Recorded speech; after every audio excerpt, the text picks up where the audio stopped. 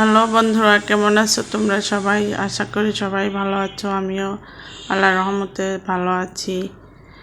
আজকে বিকালে হালকা পাতলা নাস্তা তোমাদের সাথে শেয়ার করি ভাবলাম। চিকেন ফ্রাই মেয়েদের জন্য সস দিয়ে পরিবেশন করেছি।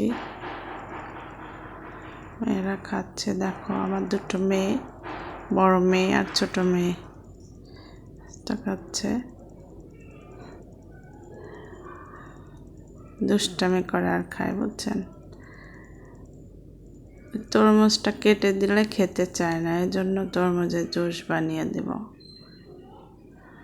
সুন্দরভাবে খেয়ে উঠবে। তরমুজটা কেটে ব্লেন্ডারে নিয়ে নিব।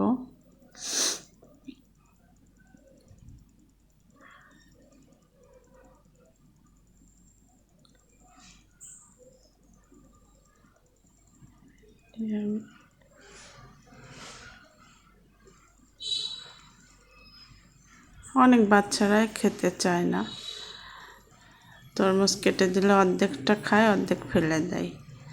এভাবে করে যদি দেন একটু ভালোভাবে খেয়ে নেবে খুব দ্রুত।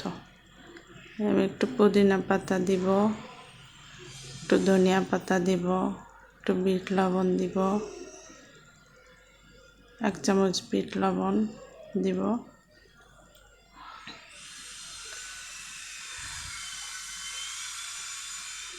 ছোট্ট বরফ কুচি দিয়ে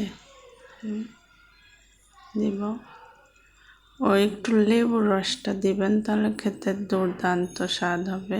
লেবুর রসটা স্কিপ হয়ে গেছে, ঠিক আছে। যদি ভালো লাগে লাইক কমেন্ট শেয়ার করবেন, ভালো থাকবেন।